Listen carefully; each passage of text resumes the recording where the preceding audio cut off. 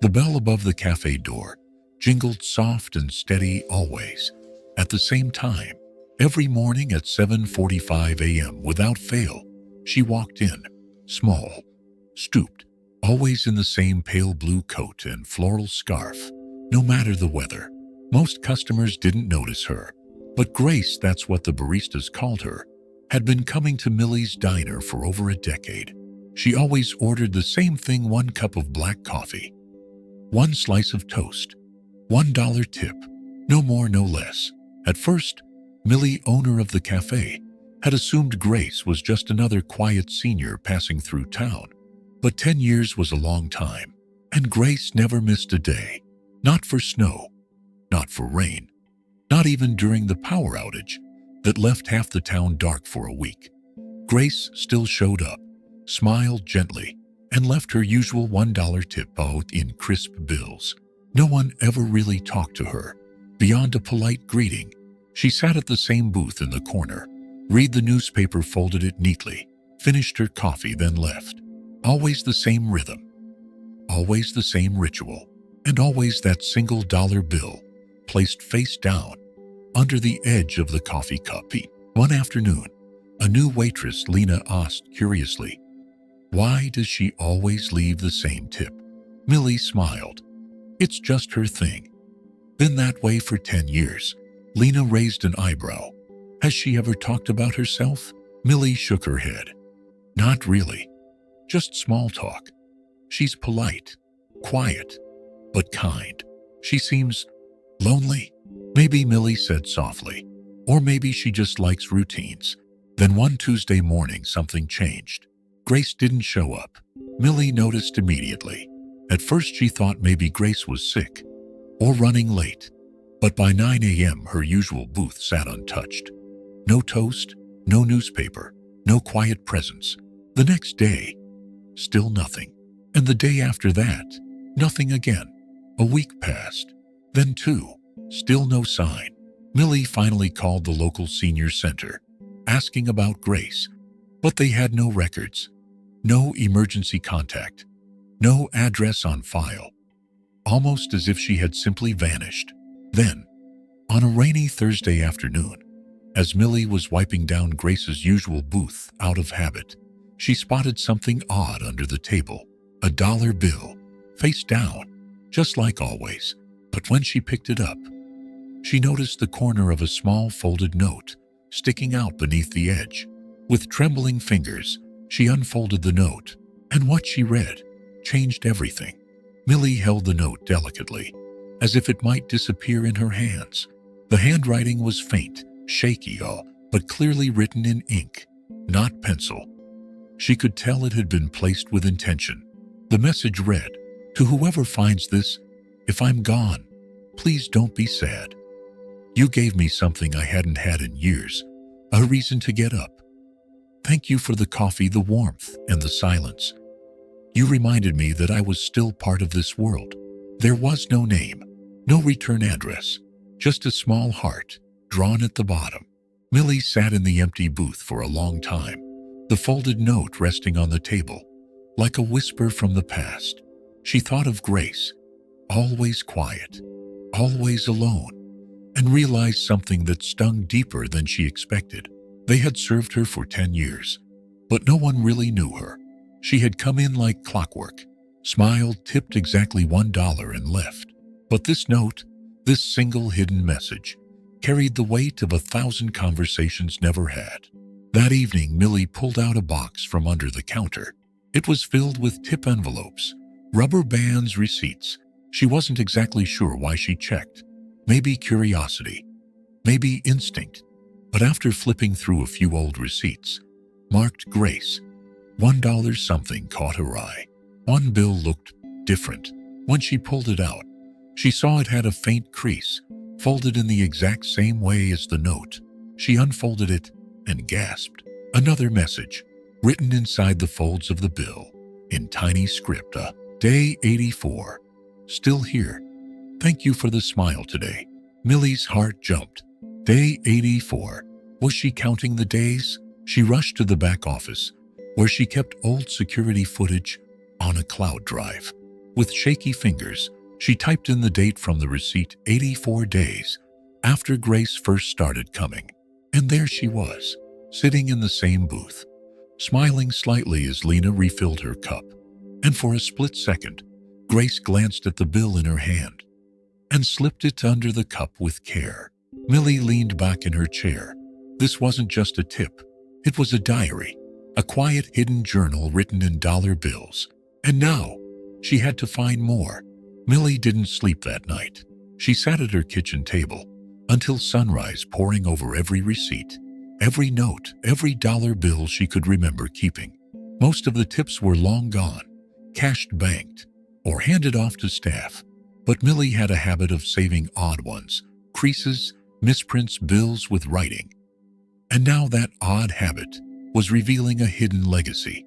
She found 5 more folded bills tucked into a back drawer in her home office, ones she'd brought home absent-mindedly. Each one had a message, not all deep, but all personal. Day 229, first snowfall. The coffee felt warmer today. Day 392. The girl at the counter called me by name. It made my chest ache in a good way. Day 6:15. I smiled when I walked in today. That hasn't happened in a long time. Day 778. I'm not invisible here. I matter, thank you. Day 1:03. This place has been my home more than my house ever was. Millie read each one out loud softly, as though speaking to Grace's memory. And with each note, her heart cracked a little more, because she hadn't known. No one had. By the following week, Millie had a plan. She placed a small sign near the register that read, "Did Grace ever leave you a tip? Please check the back. You may have a message." She added a photo, Grace, sitting at her favorite booth, scarf draped over the chair, half smile, just barely showing. Within days, former employees, regulars, and curious townsfolk began bringing in old bills. Some had been kept in wallets out of sentiment, others found in jacket pockets or old tip jars. And to Millie's amazement, more messages began to appear. Short phrases, thoughts, feelings that had been folded and hidden for years. Day 1/2/18. A boy gave me a flower today on my walk here. I hadn't been given a flower in decades. Day 1/400. I'm scared to die, but this place makes it feel less lonely. Each note told a piece of a life lived quietly in the background. Grace hadn't just come for coffee. She had come for connection. One customer, an elderly man named Roger, walked in holding a wrinkled bill. "I always thought this was weird," he said, "but now I see." It was her voice. The message read, Day 1/562. Roger's laugh reminded me of my brother. I miss him. Roger stood still for a moment, staring at the words, then wiped his eyes without shame. "I would have talked to her," he said, "if I'd known." Millie placed a hand on his shoulder. "We all would have." The cafe soon became something more. People brought in notes, shared memories, sat longer at their tables. Because of Grace, they looked at each other differently. And Millie knew this was no longer just a diner. It was a story unfolding. Word spread beyond the little town. First, a local newspaper ran the story under the headline, "Woman Leaves $1 Tips for a Decade, Hidden Messages Reveal a Life of Quiet Resilience." Then regional TV picked it up. Within days, Millie's Café was flooded not with tourists, but with hearts. People who had known loneliness, people who'd lost someone, people who realized they'd sat near Grace all along and never once said hello. Millie decided to compile all the notes, every dollar bill that had been returned, every message found on receipts, napkins, or tucked into forgotten drawers. She scanned them, transcribed them. She called it Grace's Journal, printed and bound it herself. A simple book. No photos, no foreword, just her words. Just the quiet voice of a woman who came in for coffee and ended up leaving behind a legacy. One passage stood out more than the rest, dated near the end of the messages, only months before Grace had stopped coming. Day 3/807. I'm tired. I know my time is short, but I'm grateful. This booth, this cup, these smiles, They kept me alive longer than medicine ever could. If someone finds this one day, know that you mattered, even if we never spoke. Millie read that entry at a town gathering organized in Grace's memory. The diner closed early that evening. Dozens gathered at the park next door, with candles and folding chairs. They didn't mourn her death. They honored her life. One woman stood up and said, "I used to think being noticed meant being loud, but Grace showed us it can mean being present." A teenager from the shelter Grace had quietly donated to every December said, "I didn't know her name, but someone told me she always made sure kids had socks at Christmas." Another customer, quiet, middle-aged, walked up and whispered to Millie, "My mother came here because Grace did." They never talked, but she said it made her feel brave. Millie nodded, heart full. She made all of us feel that, she said. Back at the cafe, Grace's booth became something sacred, not locked away, not roped off, but cherished. They placed a small brass plaque under the window. It read, "Grace sat here. She noticed you. Be kind." And every morning someone new sat there, reading quietly, thinking deeply, leaving something behind, sometimes a note, sometimes $1, sometimes just a moment of peace, because that's what Grace had given. And now, it belonged to everyone. One chilly morning, about 3 weeks after Grace's last note was found, Millie arrived at the cafe to open early. The mail was already slipped under the door. As usual, mostly bills and supply catalogs. But one envelope stood out. It was old, yellowed around the edges, and handwritten in delicate cursive. To the owner of Millie's Café. Millie's hands trembled slightly as she opened it. Inside was a letter, written in the same familiar handwriting as the notes. It read, "Dear Millie, if you're reading this, then I'm likely no longer sitting in that corner booth. I wrote this months ago, not knowing if I'd ever have the courage to leave it. But here it is. For 10 years I came to your cafe, not because of the coffee, though it was excellent, but because I felt safe. I was a widow with no children, no nearby family, and no one who asked about my day. Until one day, a woman behind the counter asked me how I was sleeping. That woman was you." It was the first personal question I'd been asked in almost a year. "You probably forgot it, but I never did. It saved me. You gave me routine, warmth, a reason to wear my scarf and walk into the world again. Every dollar I left was a piece of my journal, my way of saying I was here. I mattered. You made me feel seen. Thank you for letting me belong, even if no one ever knew my story." With deep affection, Grace. Millie folded the letter slowly, tears in her eyes. She walked to the corner booth and sat in Grace's usual seat, the morning sun spilling gently across the table. She placed the letter down on the table and whispered, "You were never invisible. Not to me." Later that day, she made copies of the letter and framed the original. She placed it on the wall, next to the plaque beneath the window, so everyone who sat there could know the story behind that quiet, gentle woman who left $1 at a time, and a legacy that reached further than she ever imagined. After the letter was displayed, something beautiful began to happen. Customers started leaving notes of their own, tucked under mugs, hidden in sugar jars, even slipped between the pages of newspapers left behind.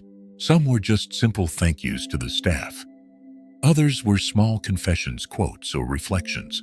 One said, "Today was hard, but the smile from the woman behind the counter made it better." Another read, "I come here after visiting my mom at the hospital. This place helps me breathe." And Millie realized Grace had started something much bigger than herself. She hadn't just left behind memories. She had created a culture of kindness, presence, and reflection. Then came the email from a teacher in a nearby town. She had read about Grace's story online and shared it with her high school English class. The students were so moved, they decided to start a project, the Grace Notes Initiative. Every student was tasked with writing an anonymous letter of encouragement or hope and leaving it in a public place. Park benches, library books, cafeteria trays, Within weeks, hundreds of no's had been found, shared, and posted online. People began writing back. Some notes made their way to hospitals, shelters, nursing homes, and always somewhere in the corner. They added, "Inspired by Grace."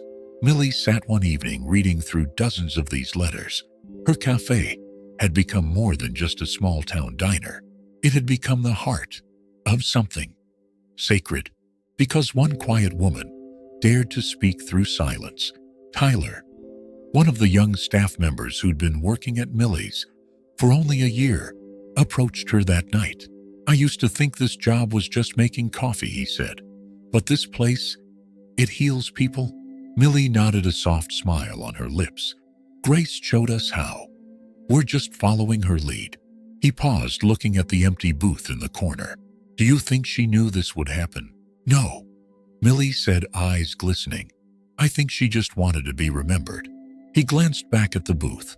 "Well, she will be, always."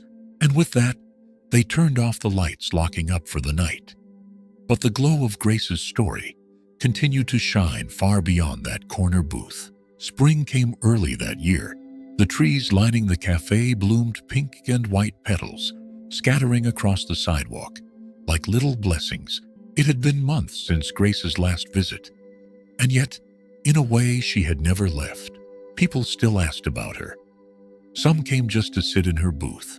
Others brought their own journals and scribbled quiet thoughts between sips of coffee. But on one particular Sunday morning, something unexpected happened. A woman walked into the cafe holding a small leather pouch. She was younger, mid-40s, dressed neatly, her expression soft but unreadable. Millie, behind the counter, looked up. "Can I help you?" The woman approached slowly and said, "You must be Millie." Millie nodded, wiping her hands on her apron. "I am." The woman smiled faintly. "I'm Grace's niece. My name's Claire." Millie's breath caught. You knew her?" Claire nodded. "Not well, to be honest. We were estranged for many years. But after reading the articles and seeing what she left behind here, I had to come." She held out the pouch. "She wanted you to have this." Inside the pouch was a final envelope, sealed with wax and pressed with a delicate floral imprint. Millie's hands trembled slightly as she opened it. This time the handwriting was firmer, more deliberate. "Dear Millie, if this reaches you, then I guess I really am gone. I wanted you to know everything I couldn't say aloud. I lost my husband in my early 40s. We had no children. I was angry at the world for years. Then one cold morning I passed your cafe. I saw people laughing, sitting close, living. And something inside me said, 'Go in.' I didn't plan to come back the next day, but I did. And then again, until one day, it became the best part of my life. You were kind without being intrusive. You saw me without demanding anything. I wrote the notes for myself at first. Then, I started writing them for others, hoping that one day someone would care enough to read them. You did. Thank you for that. You gave me a soft place to land, a reason to believe that quiet lives matter too." Claire sat quietly as Millie wiped away tears. "I never knew she carried all that," Millie whispered. Claire reached into her purse and placed one last item on the table. A small Polaroid of Grace, seated at her booth, smiling faintly behind her coffee mug. "I thought maybe she'd want to stay here," Claire said. Millie nodded. She never left. The framed photo of Grace now sat on the cafe's front wall, beside a wooden sign that read, "Every person has a story, even the quiet ones." Beneath it hung a small corkboard labeled the Grace Board. Customers pinned notes to it. Every day, messages of gratitude, little journal entries, quotes that helped them through dark nights. The tradition spread. Other cafes across the state began putting up their own Grace Boards. Bookstores joined in, nursing homes, libraries, and every time someone asked where the idea came from, they were told it started with a woman who left $1 tips and wrote her heart. In silence, one afternoon, a little girl came into the cafe with her father. She pointed to Grace's picture and asked was she famous. Millie smiled. No, sweetheart. She was kind. The girl thought for a moment, then walked to the grace board, pulled out a crayon, and scribbled a note. She pinned it proudly before leaving. Millie walked over to read it.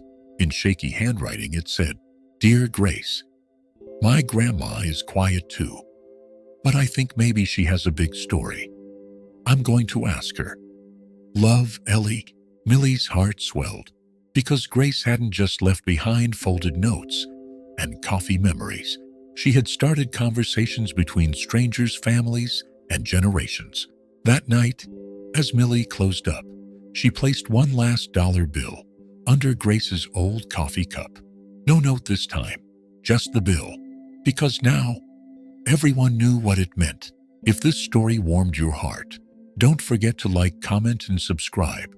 Tell us in the comments who is someone quiet in your life that you've come to appreciate, and we'll see you next time right here on Life Plot Twist, where the smallest actions lead to the biggest stories.